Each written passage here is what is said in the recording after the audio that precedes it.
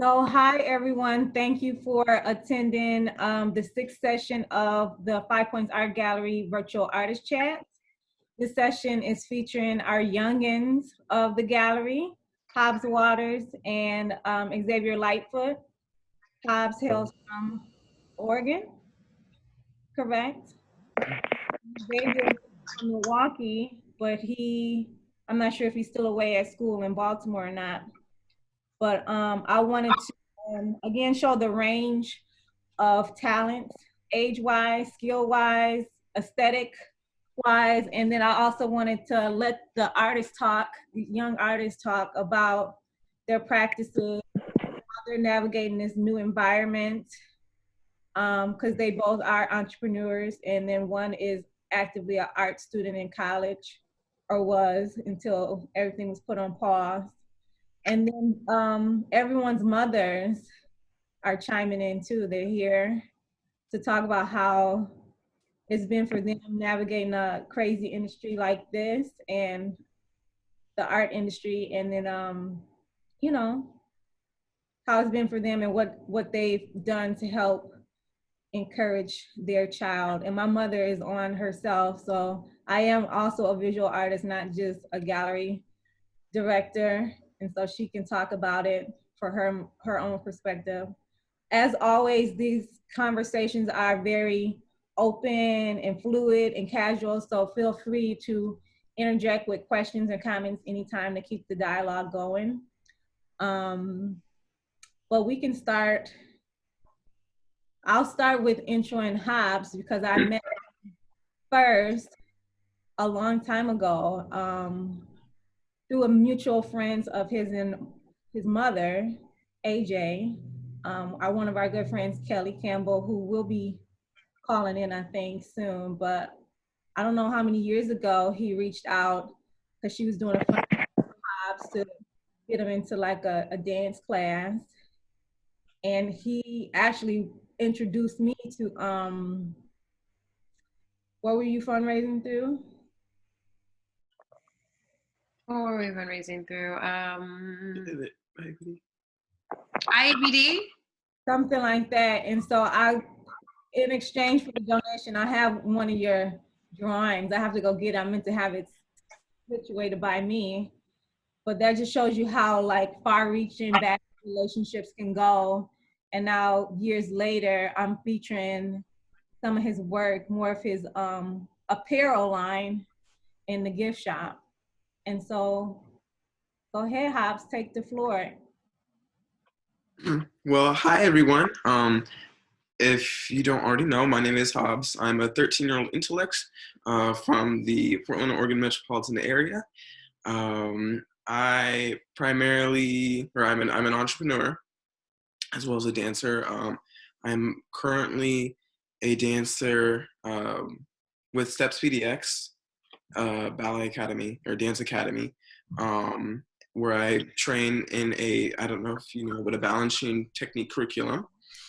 And I am also a recreational musician and a visual artist. With my visual art, I am still expanding my artistic repertoire, but thus far I have, or in my repertoire, I practice fluid art, which is can be. Can you show that? I can demonstrate. Can you see that?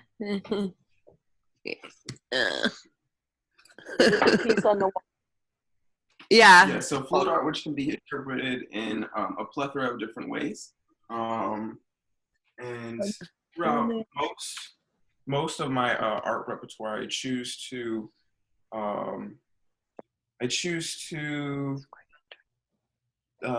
talk about our social infrastructure, and I convey that message in different ways. So here it's more fluid. I've used fluid art to visually represent diversity, and also just our anemic social infrastructure. I I do some more abstract works as well. I have done some large-scale mixed media on canvas, that being two-dimensional, as well as implementing some three-dimensional aspects onto the canvas as well. So And then shirts. that was fun. I retail my pen and ink illustrations, as well as I said I'm an entrepreneur, so I have my apparel Are line. you still in there? So yeah, that's pretty much me. I'm gonna go sit down again. So. So Caroline, he uses Black Artist Magic hoodies and tees. I know I've bought a few, but this is one of the first ones that were introduced to me in the gift shop at the gallery. I don't know how many different color iterations he has. I know we have 4, and then a T. And just the throwback, this is my piece from you from way back. Ah, Oh. it's so cute. I still have it. That's amazing. So that's what I ran it to go get. But maybe you can talk about how you helped jumpstart his entrepreneurial pursuits, because that's not something, especially he's 13 now, and I got this maybe when he was 8. Yeah, maybe like 9 or 10. No, yeah. Maybe 9. Yeah, he started ballet a long time ago when he was 7, and then when he was 9 and we moved back to Portland, we found a program, a summer intensive, and it was more expensive than any summer program I'd ever paid for. Yeah, it was like $2,000. And I mean, usually we do a scholarship for summer programs, throw together some cash, but not like that. That's a bit much for us. So one of my girlfriends was like, hey, I'll buy a drawing from him, as he would draw. She's an artist. She's in Minnesota. So we just sort of kind of got started with that. And for me, it was an easy way. It was like, if this is how my friends want to support helping him, and also to me as an entrepreneur, it's important for him to have the initiative. And because it was such a big commitment financially, it was important that he cared about it. Just on it, like, I don't want to be spending this kind of money on something that you're going to be like, whatever, it's not important. And then from there, it just kind of, I don't know, things kind of organically happened. It was, like, oh, we can put stuff on shirts. We took a class. It was like part fun, but then part like, this is something that we could do. A lot of stuff out now because of just of how things happen with what made sense for us. With school and stuff, we unschool, so we don't do a regular school curriculum, and yeah, we don't follow a state curriculum, and so all learning is through like real life, real experiences. So the t-shirt line has become a part of his just regular, it's math, it's people skills, it's it's a lot of things, all little random stuff, right? Like, he's learning to write grants. He's learning to, he does writing because he writes his own newsletters, his own sponsor letters. So it's all the regular stuff that you would learn in school, but we kind of channel a lot of it now through his business. And the cool thing about that for him is he gets, rather than a grade, he gets a real life reward. Like, ooh, I did really well. I sold a whole bunch of shirts. Or, oh, I might need to work on X, Y, and Z, and we learn that in real time. I don't know, it just kind of organically came together, and I don't know, parenting is what it is. You're going to be supporting your kid doing whatever crazy thing that they're going to be doing. So it's cool for us that we get to do something where we're learning together and I'm supporting his dreams. Hobbs, how do you feel like you're grasping everything? You get like real life experience, so you're ahead of the game, because a lot of older professional artists, one of their downfalls is not having a business background and you already are a certified entrepreneur?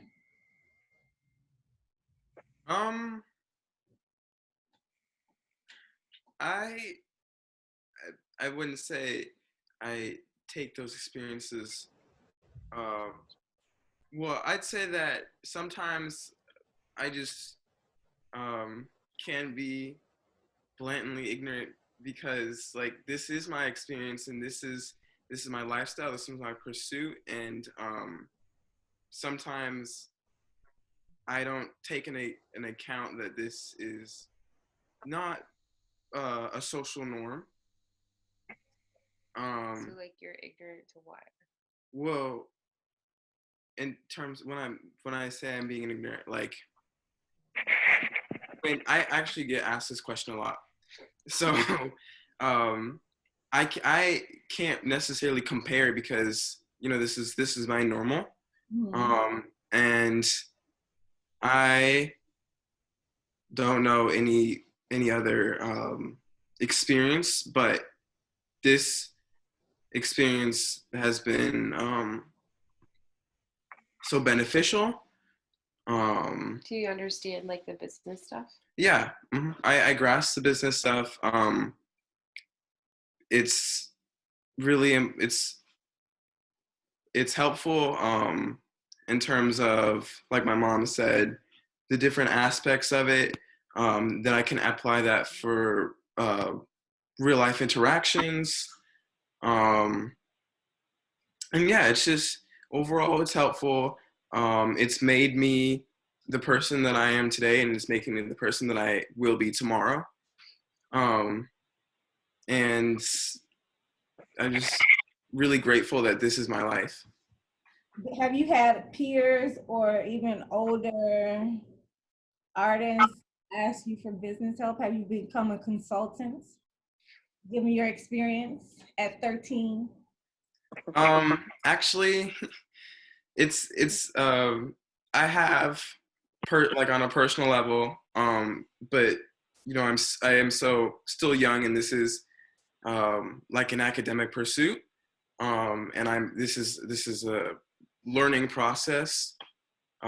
So I wouldn't say I'm currently in the position to be of a consultant, but I can talk from my personal experiences.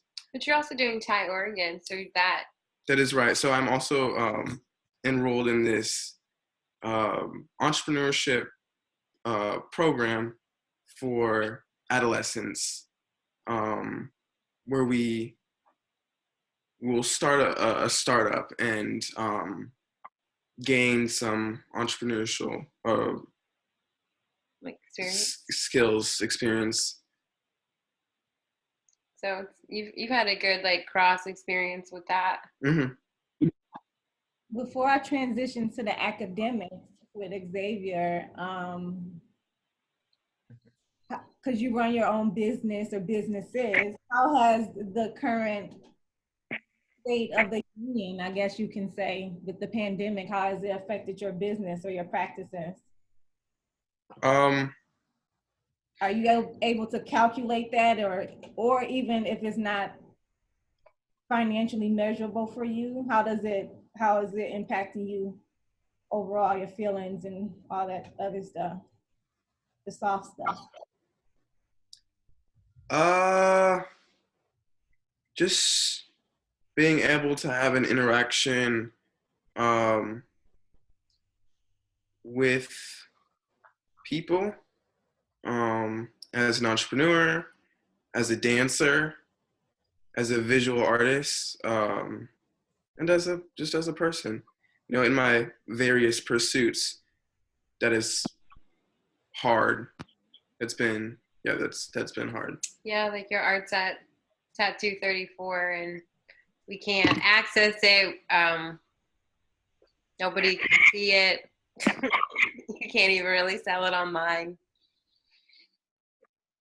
Yeah. He's not as bad. I mean, he's truly not as bad. Yeah, also, not that afflicted. As we're at like a lull, but I think it's also an opportunity for us to to just kind of do like housekeeping stuff on the back end. Like his business can essentially pause, Mm-hmm. and then when people are buying hoodies again, you'll just move forward. Yeah. Is That's it because he has like low overhead, so it's not much expense that you're like, okay, I have to keep up with this. It's like Mm-hmm. the product is made, it's sold, it has covered itself. You can start it up when as needed, or you can just shut it down. yeah. He runs a very lean operation. Partly because he is 13 and you started with like zero. What did you start with? Nothing. Nothing. I started with some. Oh, I donated you shirts. You donated shirts. That's some Yeah. marketing, product placement. Yeah. So I mean, yeah, you operate really yeah, kind of lean. Yeah. We're just kind of on hold with that. But you're practicing what? What are you doing while you're on hold with your business? Well, I'm continuing my various pursuits, that being dance. I mentioned recreational music, so I'm still continuing those lessons.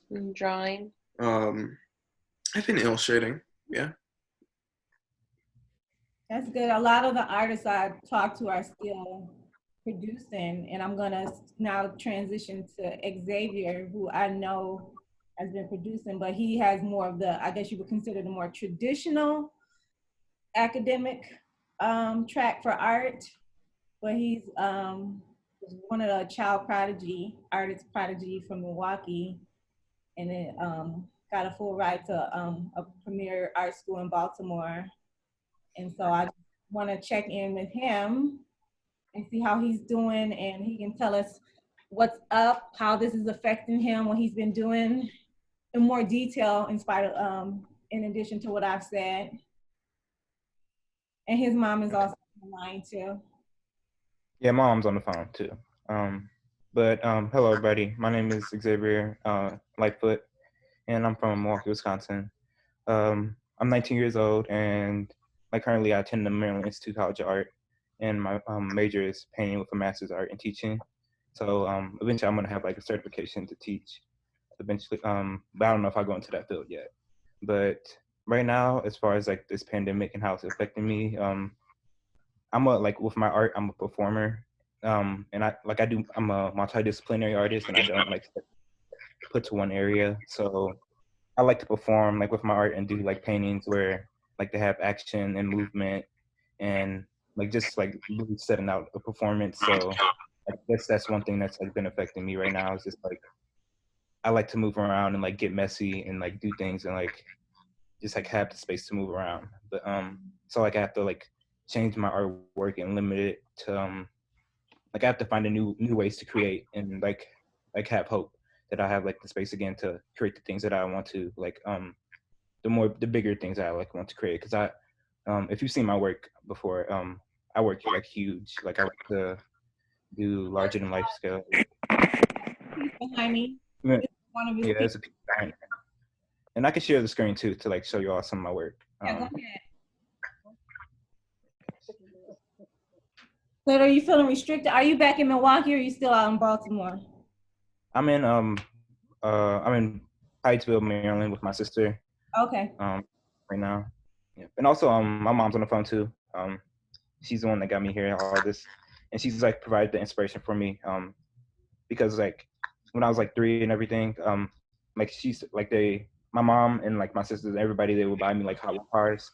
And you'll see the inspiration, like I have like a collection of 400 Hot Wheel cars, and like there's so much color within them. So like that's where part of my inspiration comes in. And it's like I'm noticing it now, and it's like coming to my new art that I do today. But this is like some of the stuff I do. Like I do these whip paintings, and I use the whip as a metaphor, as a connection to history, establishment of power, like aggression, just multiple different things. Um,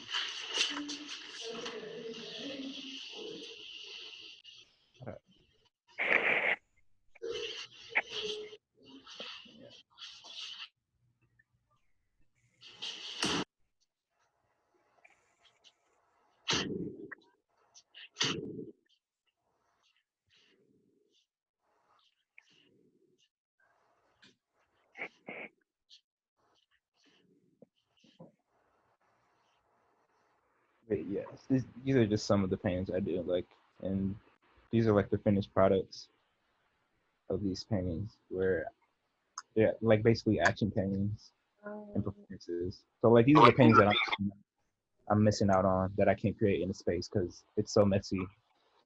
Um,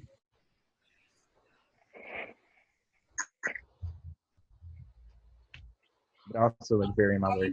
Are you working smaller right now, or you on pause? So I'm still working like big, but it's not like as big as I would like it to be. Okay.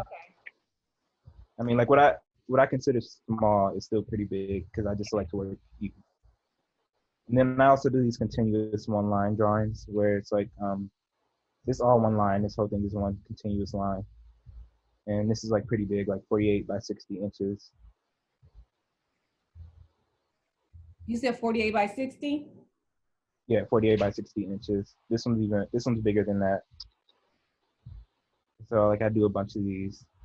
And like a lot, like the work that I'm doing right now is like having a lot of influence with dance and movement and like how words can move you. But it's like doing a lot with voguing and like ballroom culture. As you're seeing like some of the work that I'll show. Like this is some of the I'm honing on like two techniques where I do the whip paintings and then I do these continuous one line drawings. Has your work, I know the answer to this because I've seen it visually, has your work shifted drastically from you going to school and having the influence of grades and art professors giving you critiques about what they might think is good or not, or what's appropriate or what's not? I think it's changed just because like going to college for me is just like it's almost like starting over and like learning more about identity and like me as a gay black man, gay black and Native American man, and like figuring out like and processing and understanding that because oftentimes like we're disconnected from that culture, and that's why like I'm doing so much work about ballroom culture right now is because that's like a culture that I want to be a part of that's I've been disconnected from and haven't learned too much about. But Ballroom, I'm sorry. am I in ballroom? You said the ballroom culture? Ballroom culture, yeah. Okay. It's like, have you seen Pose? Like, if anybody like, if I haven't seen it. I have friends who watch it avidly. I think. okay, to learn more about ballroom culture, this Paris is Burning on Netflix and Pose. So those are two things I could teach you more, and also like my art can do a little teaching, just like the little essence of it. But as far as like grades and everything, I haven't really asked like too much about grades because all I know I go to school and I create work that like I don't want to just create something that like a piece that I really don't care too much about. So I make things cater. I make the school cater to me basically, and like whenever people ask me like what do you do at school and like whatever, like I just say I do what I want basically because like you have to do that if you go to like a predominantly white institution because lots of times the institutes can inhibit you from learning and like they can shy you away from like the things that you really want to get into and are inspired by, but you have to find that thing that you're inspired by and like you have to push and like push it and like just keep going and try to inspire yourself and also take in the things that they're teaching you and like push beyond that. And that's what I've been doing like with my work. So like when I said like I'm working inspired by language and whatnot, this is like it's a lot about like voguing and like this is a song that people like vogue to. So like I put the words in there and like how like people like how this music moves people and like it's like a free spirit and almost like it creates a maze like structure to show like how those people lose control when they like hear the beat. Is your work accessible online to purchase? I haven't set prices for any thing online to purchase, but it could be if I get it set up, like I haven't, because I'm still in school right now, so it's like I'm still doing a lot of stuff, so I haven't really set up anything, but it could be online to purchase in the future. Mhm. Is that on Yeah, Unstretched Canvas, that last one? this is on paper. Oh, paper, okay. Yeah. But this is inspired by dance, movement, language, just like a sense of community, because like this is what happens at balls, like they go out there and they put everything out.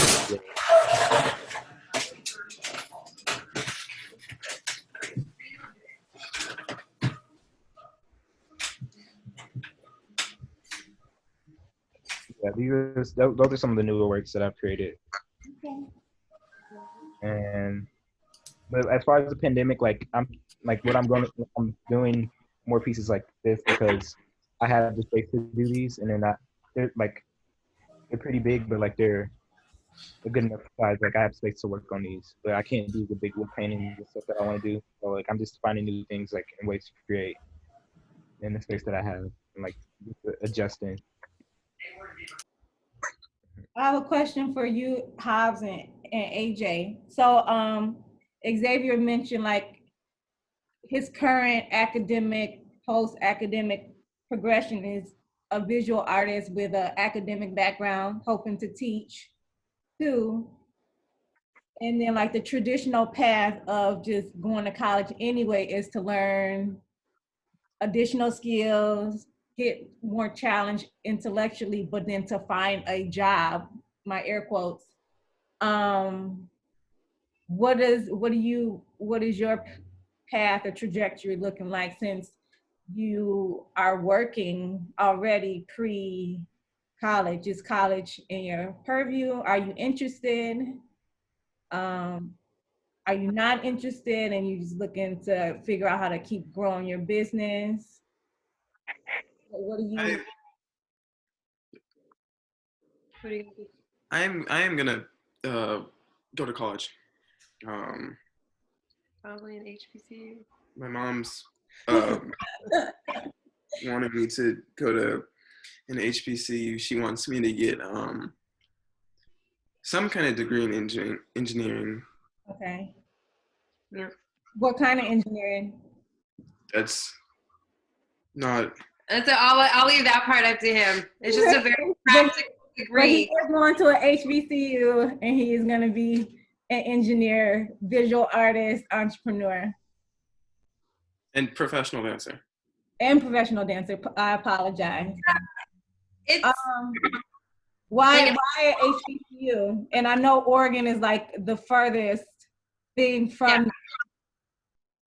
I went to an HBCU. It's an amazing experience. I feel like, especially for 18 to 23, 24-year-old young Black kids need that experience, just to be immersed just around people that are, like us, like just same goals, similar backgrounds. I still talk to my girlfriends from Xavier almost every day. Our bond is like that close. Just it's a different than like my friends that have went to PWIs, and I want him to go. He's gonna go early too, so they're typically smaller, more community minded communities, just as an institution. Yeah, college is important. He's just gonna go early. Yeah. I don't know what that looks like after the pandemic. 16? You thinking like 16? Mm-hmm. He did. What did you do last year at University of Oregon? Oh, so last year I was enrolled in a pilot cohort, orienting The architecture, architecture, pop culture, and orienting spatial justice. So it was like a 6 month. Yeah, it was a 6 month program. Cohort. So they put grad students and then youth from the community, and you guys met once a week? Yeah, once a week. Yeah. And it was a good opportunity for him to be around college students and just sort of feel out the environment. It's sort of like it's like one of the things that we're doing to help him get ready. College, just because of the track that he is on, we're just gonna do it early. The prime time for him to be a professional dancer is when? 20 to 40. Well, 20 to 30. 19, like starting at like 19, right? Like at that age where like you're not gonna want to be in school. Plus, knowing his personality, he's not gonna be the person that's gonna be like, I want to go get my undergrad at 30. Right. Yeah. So trying to get it done out the way. Also, maybe that'll be like our kind of like when we're not together 24/7. I'm gonna pull in Gail who is Xavier's mom. How has it been for you trying to help navigate a young child who's now a young adult into this industry? Because it can be kind of crazy, kind of competitive. Not saying any other industry is not competitive, but kind of it has its own rules too. So how's it been navigating that for you? Could you repeat that again? Because I had to like hang up and call back. Oh, okay. You have to hang up and call her back? Yeah. She's I was back on the phone. okay. Ask her how it's been for her navigating your development in the art industry and navigating around some of its crazy rules.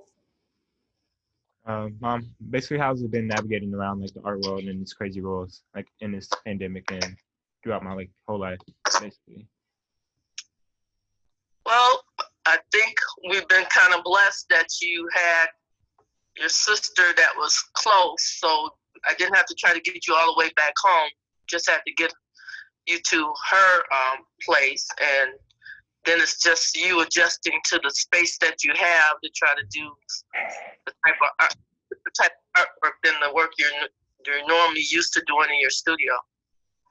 And what else? And as far as like From his early on, like just developing him from his child age to now his young adult age in the industry, how has it been for you? Xavier always had his own idea of what he wanted to do. He never followed the norm. Like, he always wanted to do something different from everyone else. And so I kind of let him do his own thing, even though I may sometimes say, well, why don't you do this and do this? When he figures it out on his own and what he really wants to express, then it comes off better than me trying to guide him in doing anything. But he's always have been drawing since he was about three and a half years old. And how has it been, and both of you parents, moms can answer, like protecting them with contracts and kind of learning how to do that with retail, because you're in retail for art exhibitions or, you know, through purchases? Basically, what he wants. Like if there's some artwork here that someone wants, he'll tell me what pieces they are, and he sets his own prices and does his own contracts. I really don't get him, too much involved in just making sure I get the artwork together.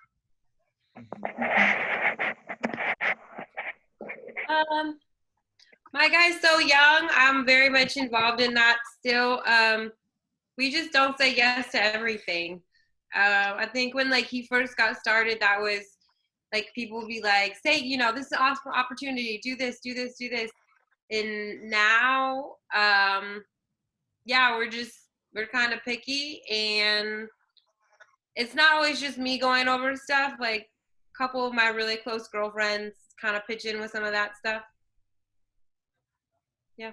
How do you figure out what or whom to say yes to? Because I was a stranger to both of you technically. Xavier, I had to go by your mom's house and like go through the collection, and you kind of tell her where everything was because you were off at school by this time for your exhibition here, which was this time last year. For us, it was that connection with Kelly. I went to school with Kelly. I've known him forever. That's the homie. If it's somebody who we don't have some sort of personal reference or personal connection, it'll just really vary on like what is the opportunity. Is this standard? Like, is the exchange? Is this the standard rate? Is this go off of that.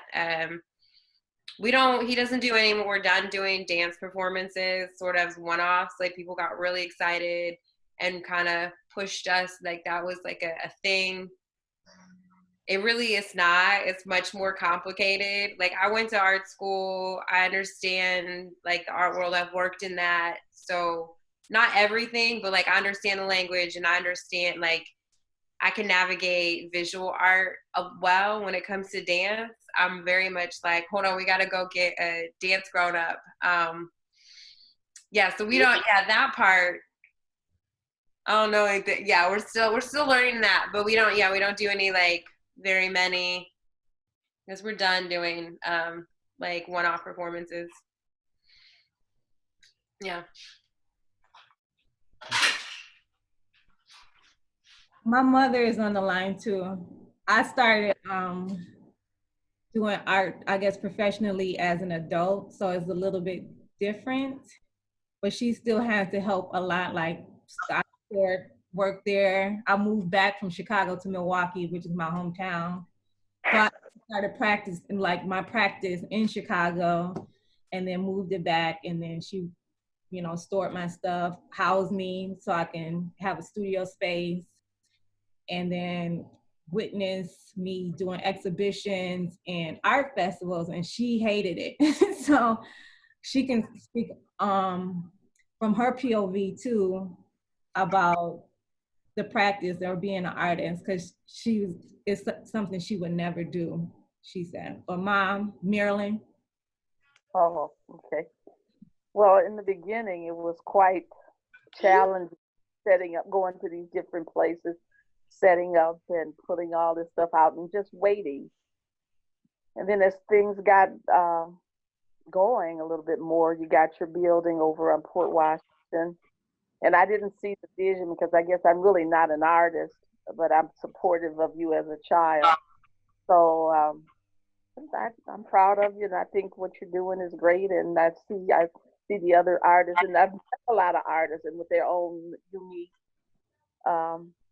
style and their originality, and so it's been quite a journey, and I've enjoyed it, and I've learned quite a bit.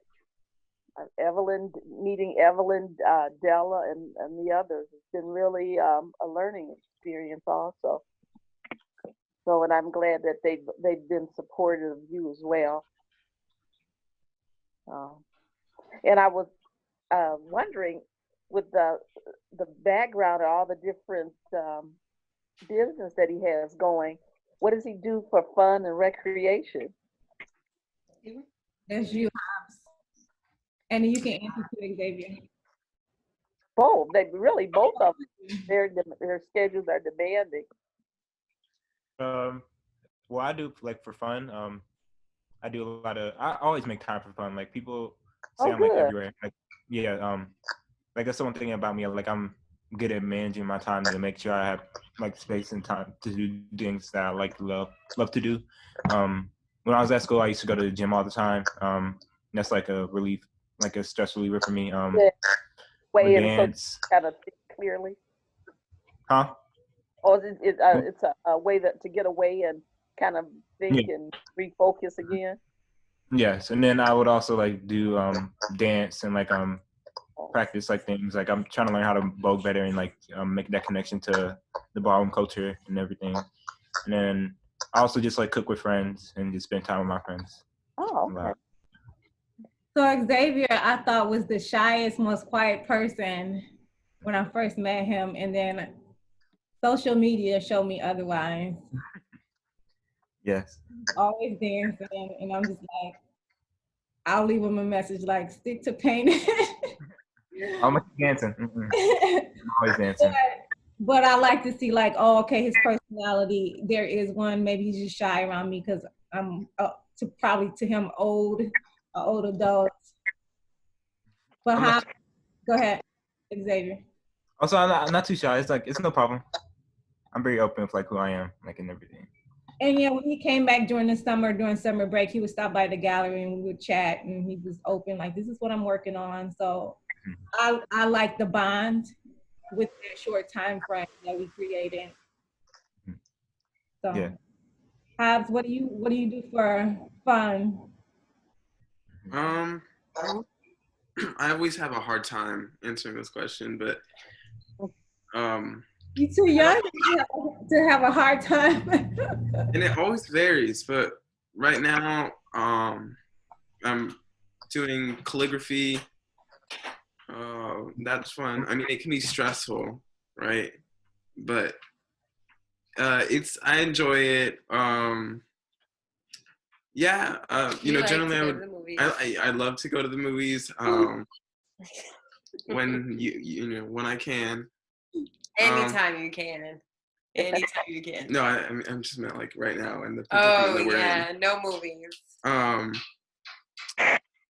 I hang out with my friends as much as I can as well. I guess you can't do that right now either. No.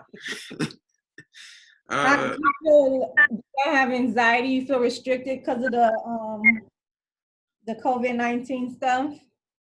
I mean, or do you feel more productive? Like, how is it affecting? I don't really feel productive, but then again, I can do what I have to do in the day in the first 4 hours, and a fourth of that is actually me participating in a virtual class. But this is just I've been hanging in there. This is also just it's humbling. But one thing I do actually enjoy recreationally is clamming. So, it's what? Clamming. What is that? I don't know. I'm not being funny. Did you dig for them? You harvest clams. Sometimes you'll find them, but you dig for them. At the beach. At the beach. See, especially the bigger clams that have what's called a foot, where they can descend into the sand. The funny part about his love for clamming is he can't eat shellfish. Yeah. So, there's that too. Yeah, beaches are closed, right? Yeah. Oh, they open like Florida.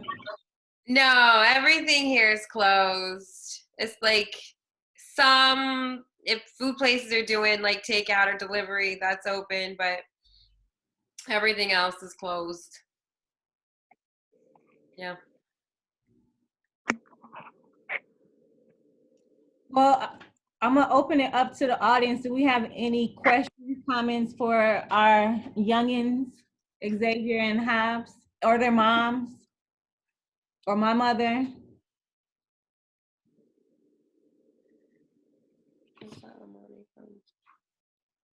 Why not summer? No. Yeah, it's so nice. Ask Xavier a question.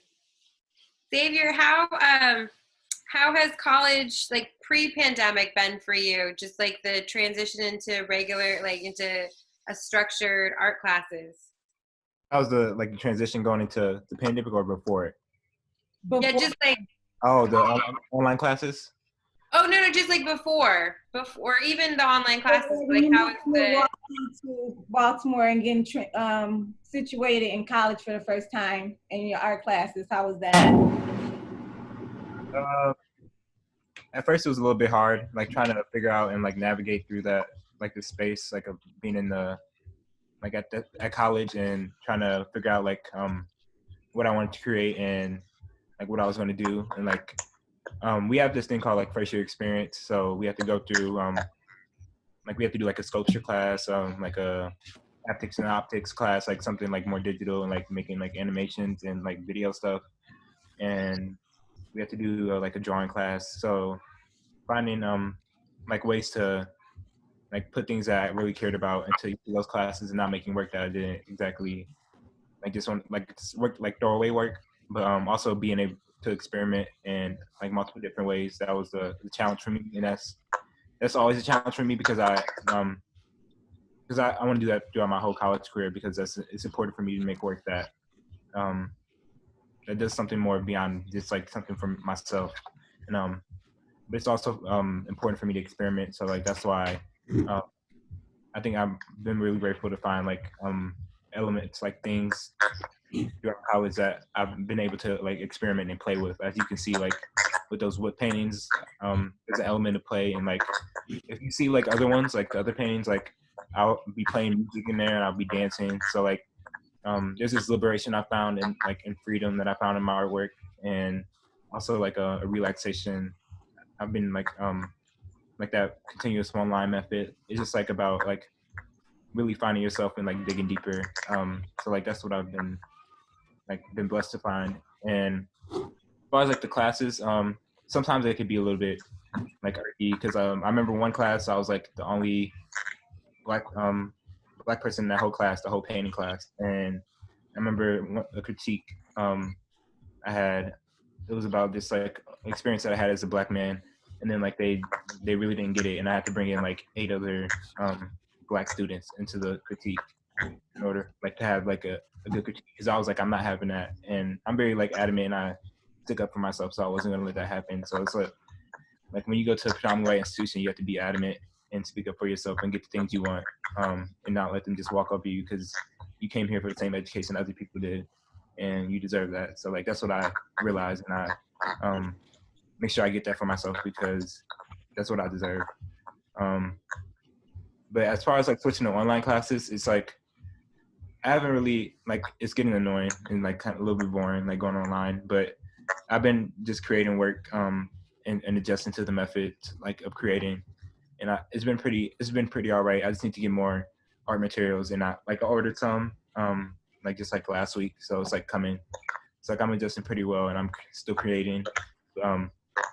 Right now, what I do like with those wood paintings, like I'm starting to plan them more and like think about sound, like outfits, like giving me time to sit with myself and like plan performances that I will do like when I get the space and opportunity to have this perform in these like and create these paintings that I want to.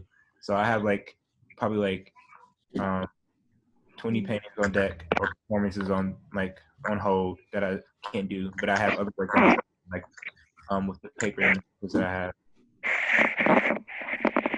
Question for you. Do you take classes or is it straight art classes? I didn't go to art school, so I don't know. Is there like class, a marketing class, things that will help you about your art practice post graduation, or even while you're going, if you're like, you're exhibiting still already, so to help you develop that. That's one question. And the second one was your social transition. I guess it's for your mom too. Did you need help? Did you have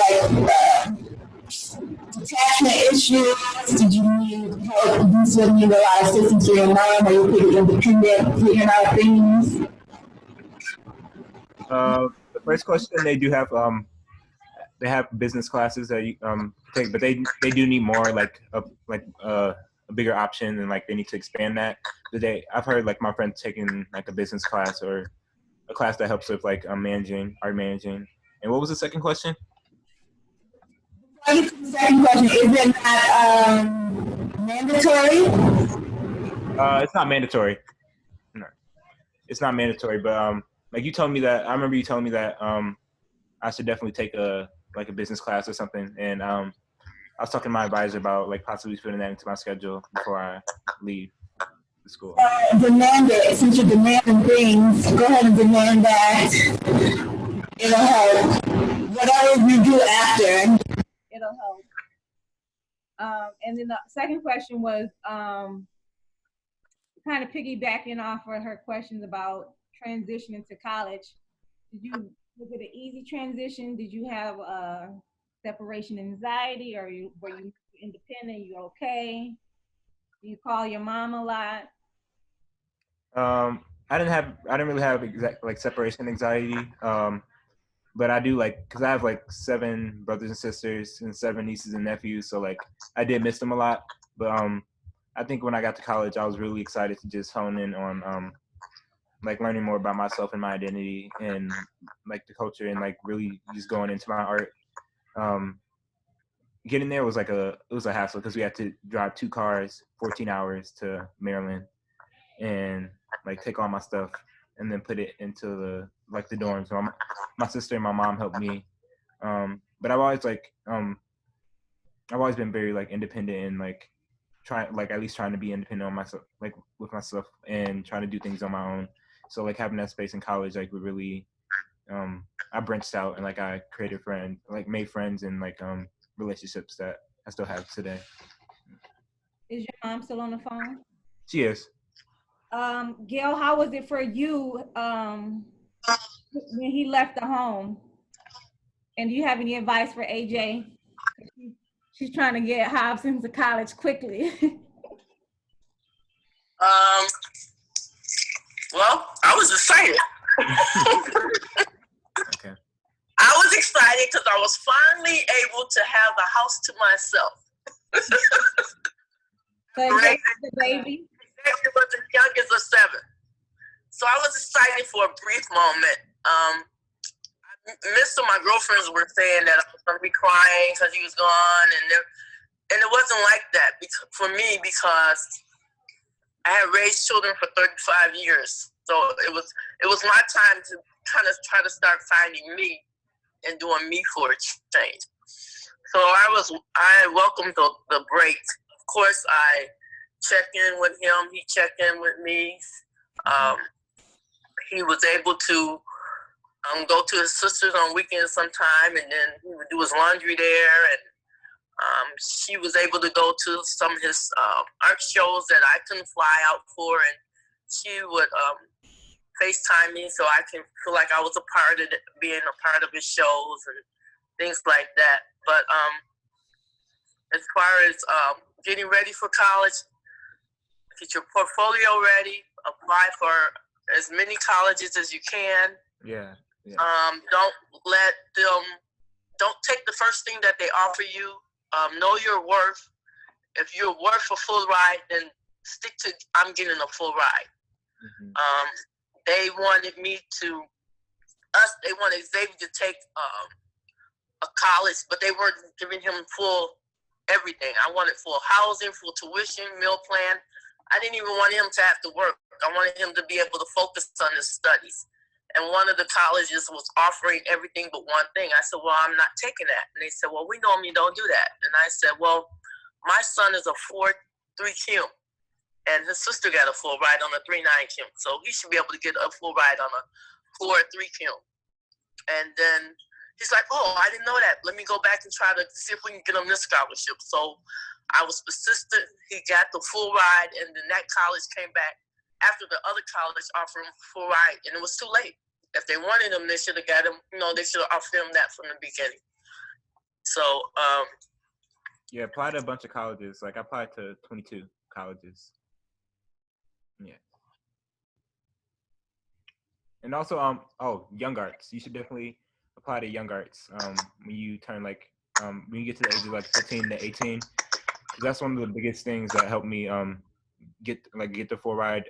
Young Arts is a national arts competition for younger artists, and they give between $1,000 to $10,000 to the finalists that go out there, and they fly you out to Miami and everything, and they have regional programs in New York, Miami, and California, and if you look up Young Arts, there's a whole bunch of stuff on their website. It's just a really great program that gets you connections.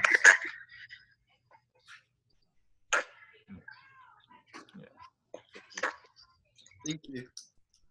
I'm a big proponent of flying the coop. So way, that's how you meet all different kinds of different people, all different kind of networks. Well, when everyone scatters, and hopefully you maintain that core and that nebulous, then you have different markets that you can go to, you know, different homes you can go to, and different cultural experience that will influence whatever you do, business-wise or, you know, as just a human being. So Totally. if you can fly the coop, go far, you know, go do it. I know your mom seems like she knows that. So. Yep. He's still got a little time at home.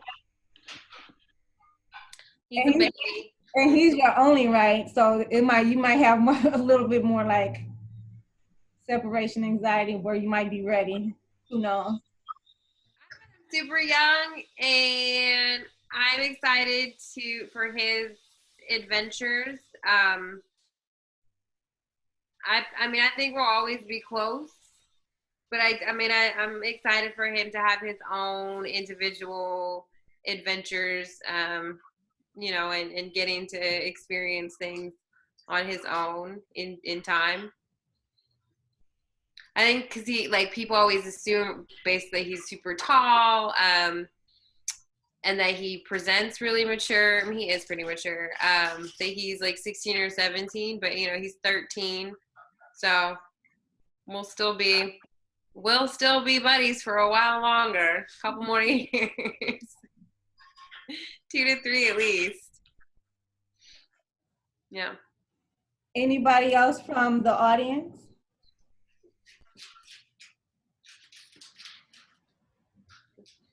No. Well, I kind of came. Hello. I kind of came on the call just a few minutes behind, so some of what I heard and saw of the two artists. Now, Xavier, I'm familiar with. The other young man, I'm not, and I guess maybe it's because of the huge age difference even between you and Xavier. So, but I just wanted to kind of listen in a bit more and see how things are going. So, you know, we've been kind of, or at least from my end and so my family, I've had like my daughter who actually went to school with Xavier. And so I've actually followed Xavier, you know, probably most of the years through his high school career. And I'm familiar with Gail. She and I have a track record that goes back years, in at least in the arts in some capacity. So, but it's good to see you. See you doing well, and I just wanted to come on and listen and see, you know, where things are going. And so, yes, Fatima, thanks for sending out another, you know, invitation. I've been trying to do more of this because I'm out of touch, you know, with people. In a face-to-face situation, we've been deprived of that. So this is a good way of just staying connected. So I appreciate it. My pleasure. And I actually met Xavier through Latope's daughter,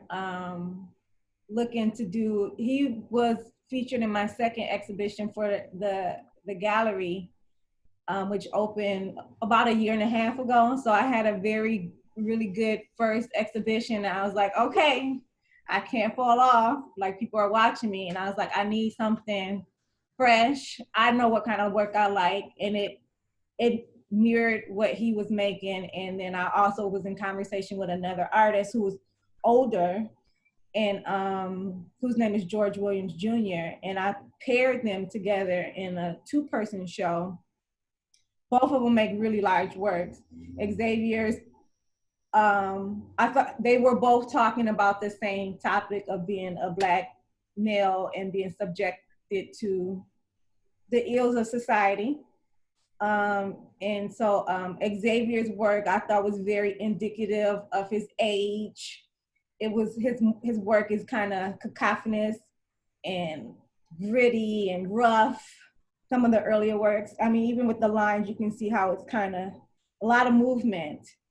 And then George's paintings, which are oil paintings, Xavier's were like acrylic and mixed media works. George was primarily oil paintings, very refined, smooth. People might say beautiful. Both of the works are beautiful. But I took the exhibition as like this father figure talking to this son, like, you know, you will be okay. I'm going through the same thing. And so that's the exhibition. Xavier was featured in the gallery. So he was my second one. It was a very well-received exhibition too. So that's how I met Xavier. So I do a lot of referrals with the works. So they're either from travels. I've traveled internationally, nationally a lot prior to this project, and then referrals. I think you might like this artist. I know what kind of work you're interested in showing, and I try to show a range of works because often I hear like, oh, abstract work is not geared for Black artists, or, you know, they think only representational art, or if it's staunchly like maybe like historical looking, this is all we can talk about. And I wanted to show the range in aesthetics and practice, even if you're talking about race related stuff, how it can be executed in very unique and non-traditional ways. So I was an experiment for him, and he was an experiment for me. And it worked out. My mom wants to say something too. Go ahead. What were you saying?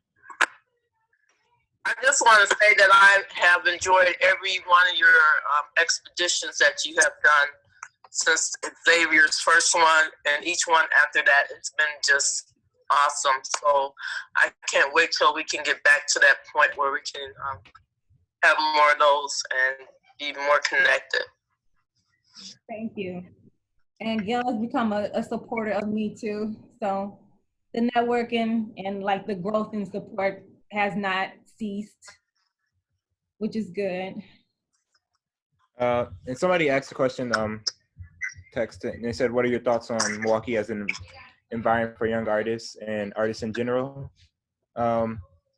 Milwaukee's it's a pretty, like, it's like you have to like be able to navigate and find your own voice and be able to stand firmly in like who you are in order to like do the art that you want to do. Like you have to be confident and know like because a lot of people will deter you from like doing like things that that you are inspired by and like your creativity. So what I did is like just finding things that I'm inspired by and making sure I put myself in spaces where I like will be inspired, because your environment is important to how you learn and how you navigate throughout the world, and you need to be around positivity and everything in order to really flourish, and need people around you to guide you and support just to really like keep going. That's what I had. And like I have a big family.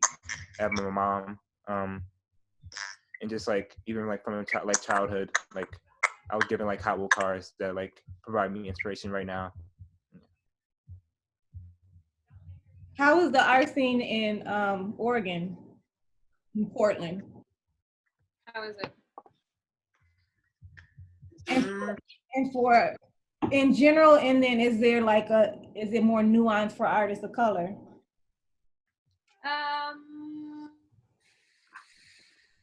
I'd say it's really, I mean, the overall scene is really pretentious and white. It's pretty boring. Yeah. We have like the Pearl District, and we have a couple small towns that are really art centered, but it's all like the same look, the same vibe, the same people. There is a pretty vibrant community of artists within the POC community, and again within like the Black community. We have 4 Black owned galleries now. and you've shown in 3 of them. It's small. Everyone knows everybody. Mhm. Everyone is like legit, like family. Yeah, he's shown in all 3 or 3 of them, and the 4th one, an open invitation. But then now we're having a pandemic, so. Portland has a very small Black population and a Black community. It's a close-knit community that is small. Yeah. And his visual art doesn't do so great here. It's a little, you want to talk about that? In terms of what? Like your abstract art. Like the fluid art does well here. Yeah. My fluid art does well here. But then some of the other works in my repertoire, like specifically the abstract works, which are controversial, and even the more nouveau abstract works that I've started to implement more 3-dimensional aspects on, that is also controversial. When you say especially with the, like, you mean political, or I mean politically, just the representation, and then visually with what I decide to apply on the canvas.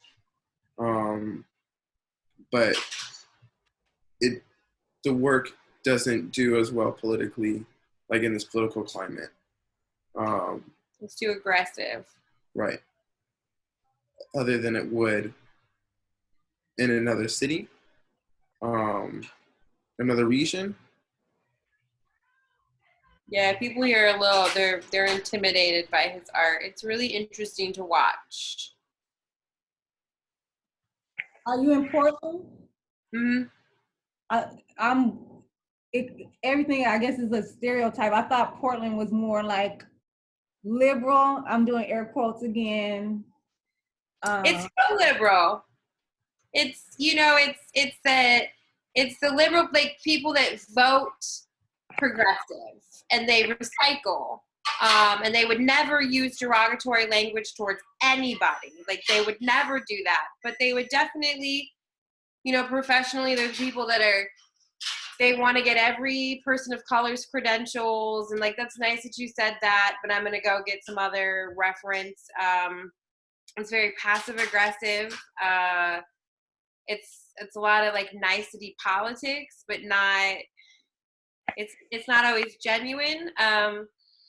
Like, the inner Portland has all the diversity that lived in Portland, in, like, north and northeast, close into downtown. All the Black people, all the people of color, for the most part, have been replaced by Black Lives Matter signs. That's Portland. Portland is a safe haven. It's for, neo-Nazi liberals. It's scary. They're nice, right? Like, I don't know how to explain it. It's a very unique place. So I have a question for you. So when you do controversial work, how do you expect people to react?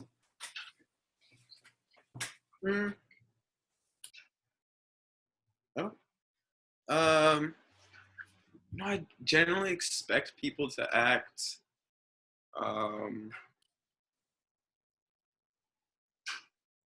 I expect people to be happy, just in with controversial work. You want them to be happy. In terms of, like, I want them to. That's sort of a contradiction. That's a contradiction in terms. So here's the reason why I asked that.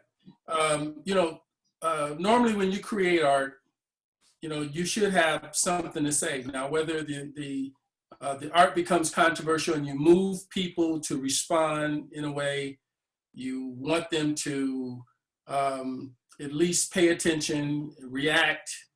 And so when you create controversial work, don't you think you're getting exactly what you are putting out there. So what you give is what you get back. Yes. I want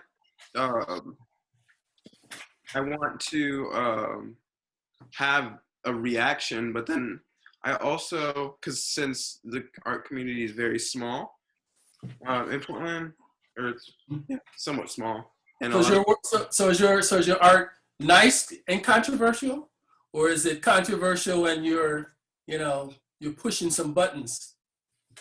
Well, you definitely push buttons. Yeah.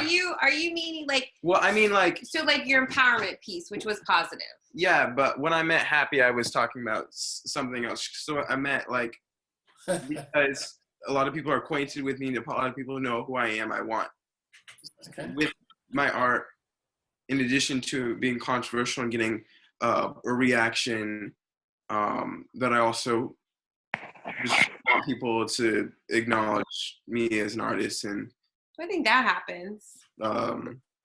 Yeah, I mean, I'm kind of playing a little bit of, I'm sort of, looking for a response from you, because, I'm definitely one that listens to words.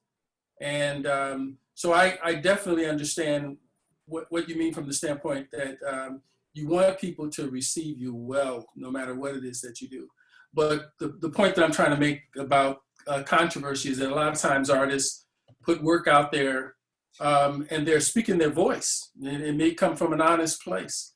And a lot of times you got people out there who don't want to accept honesty. They don't want to accept the truth. They don't want to accept your real feelings.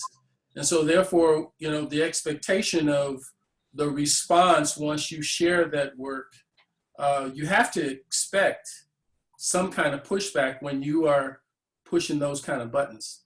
So, some of the work that I've done that I thought was going to be controversial and I didn't want to release it. I did it anyway, but I didn't release it until I thought that the time was right. And so one of the conclusions that I came up with, and I'm just going to kind of leave that with you, is the fact that I've never created any work of art that was worse than anything that's ever happened in real life. Okay, so let me put that out there like that. So there's no work of art that you can create that's worse than anything that's ever happened to us in real life. So just think about that for a minute. So the next time you make some controversial work, expect some controversial pushback. Is it hard for you being 13 to have controversial work that's often like bigger than your age? No, because it is just my personal prerogative, and it's sometimes, I mean, it is just what I perceive as the truth. And just most of my work is primarily statements. I can see some of it right now. That's why I'm kind of not necessarily looking at the screen, but they're just statements, just political statements. Sometimes they don't necessarily even have. They're just oriented around that political issue, and that's it. There's not necessarily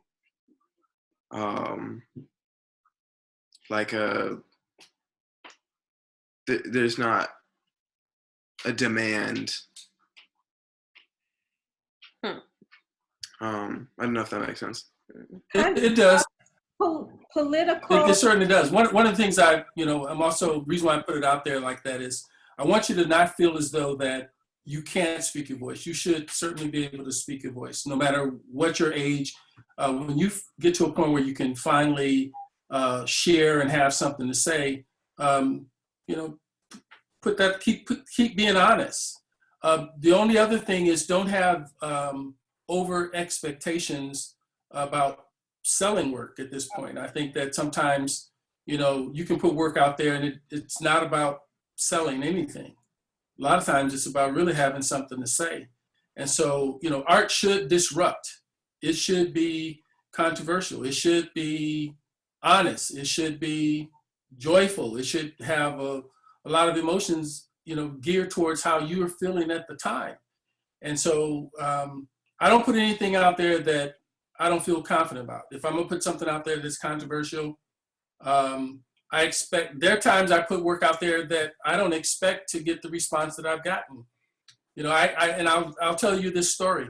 I had this dream about a painting that I saw. I was in this dream at a gallery, and I was looking at a work of art that I had never seen before. And it was, I saw a guy hanging on a telephone pole as if it was a crucifixion. And I was trying to figure out who did it. And it didn't occur to me whose work it was. And then I woke up. And as I woke up, I ran and grabbed a pencil and a pad, and I sketched what I saw in the dream, because I realized that might very well be my next painting. So I sketched it in my sketchbook, and when I thought about it, I was like, no, they're not ready for this, because this is really, it's about murder, and I hadn't done any work about murder before. And so it took me about 2 years before I finally got up enough nerve to actually paint it. And then once I painted it, I had an opportunity to enter it into a show. They were accepting 3 works. I could submit 3 different works. So to go to show you how bold I was, and I really wanted to put myself to the test, I only sent in 1 painting. I could have sent in 3 paintings. I sent in 1 painting, so I was giving the jury committee, it was almost like committing suicide for me. So I thought for sure, they're not going to accept this painting. They're not going to accept it. It's too violent. It's about murder. There's no way that they're going to accept it. It turned out that I was wrong. They accepted the painting, and the painting was in the museum for over a year. Wow. And it garnered all kind of publicity. And so, in fact, the city used the painting to talk about the murder crisis that was going on.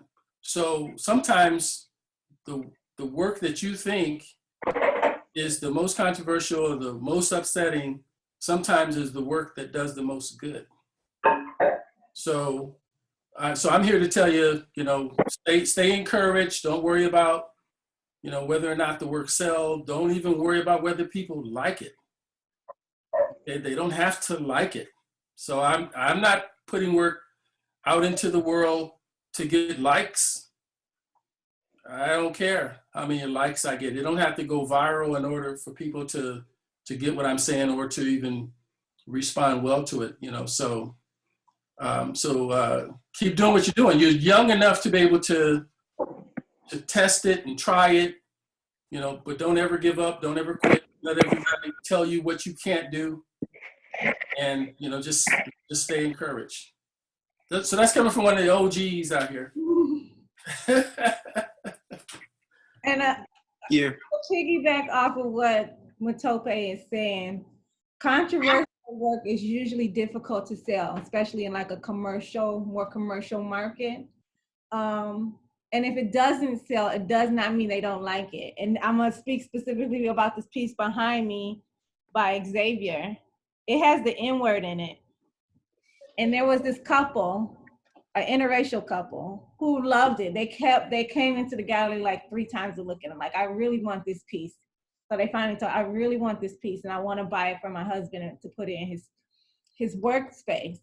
But I don't think it'll read well because he's a lawyer in a law firm, and I want to put it in there. And so depending on where they are thinking about allocating the piece to go, there are nuances behind the purchasing of work too.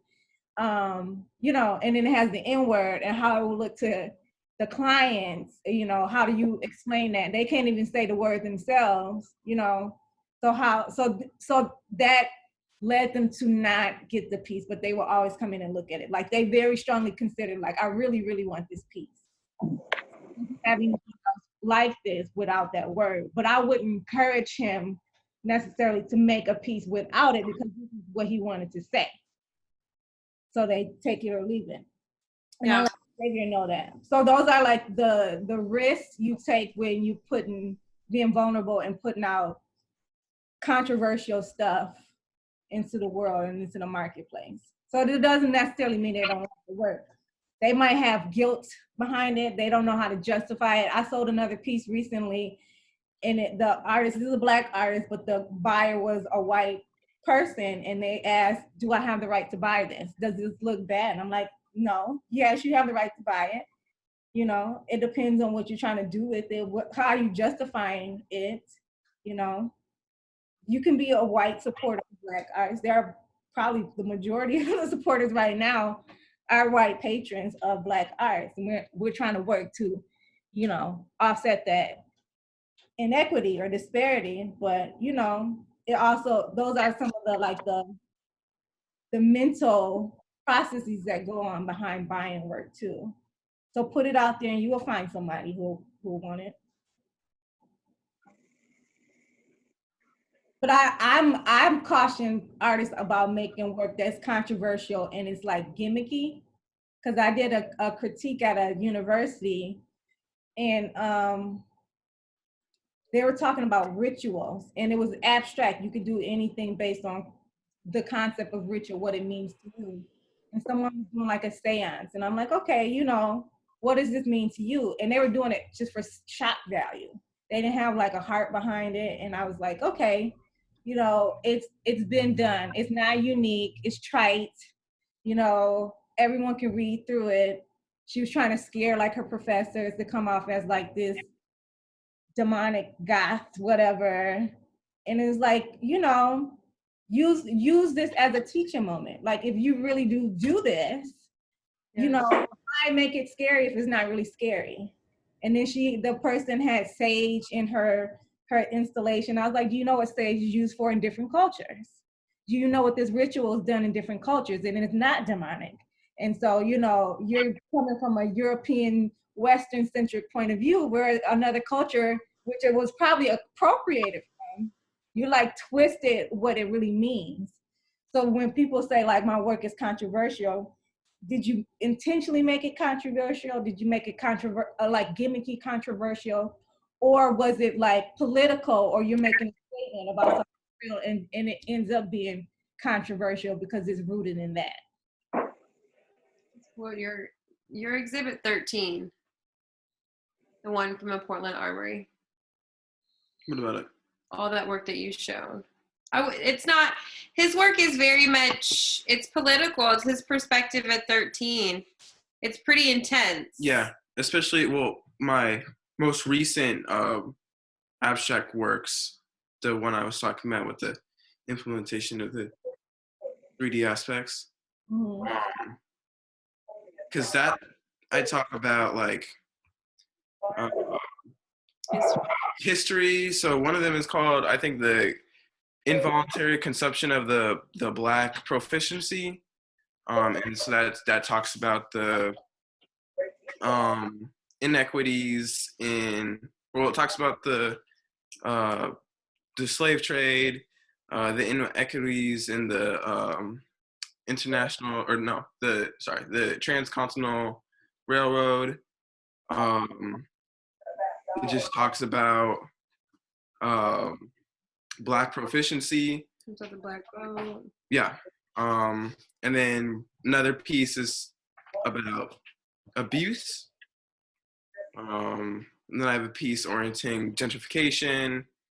And my last piece, there was 6 pieces, and then there was 4 pieces that were 3D. That 4th 3D piece was about the vandalism of the Black perspicacity. And this exhibition, 1 second, Marilyn, can you mute your phone, please?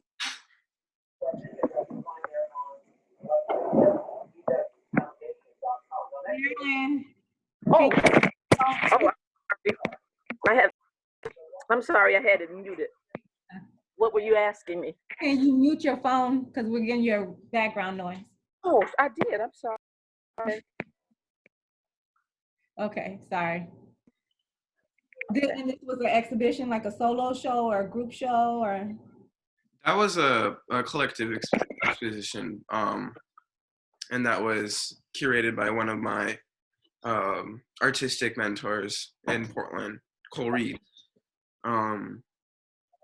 But 13, the show I had prior, was a solo show, and that was exhibited Hold on. I got it. some of my recent pieces, and then I had some I had 5 new abstract paintings as well. She just finished 21 days in Brooklyn as an ICU nurse. I'm crazy on that. So do you have any, for both of you, before we close out, do you have any, I know this time is like unprecedented and it's hard to plan and schedule. Do you have any, or did you have any major exhibitions or shows, performances, even if it's for your dance, that were coming up that might be later in the year that might still go on that we should know about? I was supposed to have a piece up at the Baltimore City Hall in July, but I don't even know if that's happening still, but we'll see. Were they gonna purchase the piece and display it, or they just? They're gonna display. It was gonna be a group show, like 20 other artists in the Baltimore City Hall. Okay.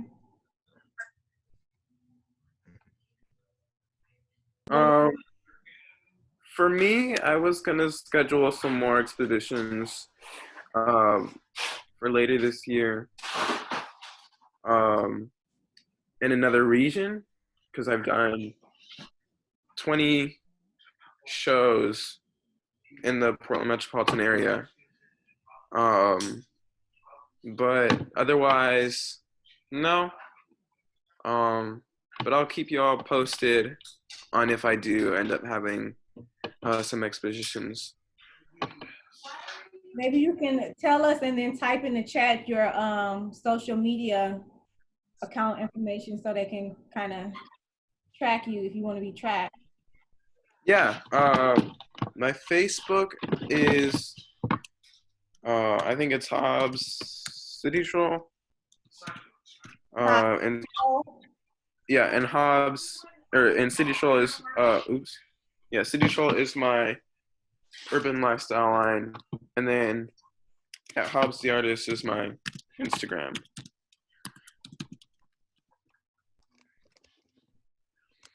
Okay. Okay. You can't hear? I can hear you. Oh, you want to share your, if you want, you don't have to. I was typing it. Oh, okay. Yeah.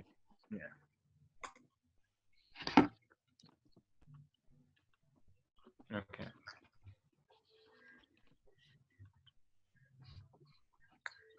I typed it in there.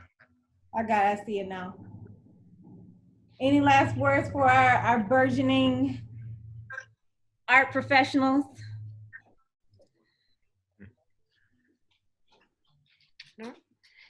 No.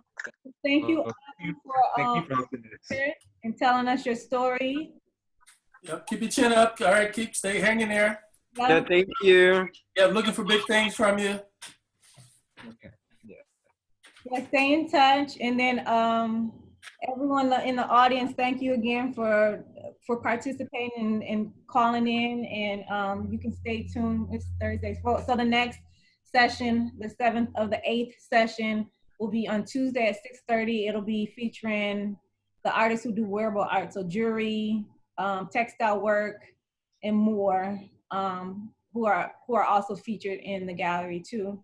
So I think I have like 5 or 6 I call wearable art artists being featured on that call if you want to call in for that. Okay. Cool. Cool. Thank you. Thank you. Thank you for hosting this. Thank Cool. you. Thank you. Stay Bye. safe. Bye. Bye. Bye-bye. My mom said bye too. Tell her I said bye. Okay. Bye, Gail. She said bye. Wait, say it again. Bye bye. Okay. Right. Bye. Bye. Thank you. Thank you once again. You too. Thanks, Mom. My pleasure. Bye.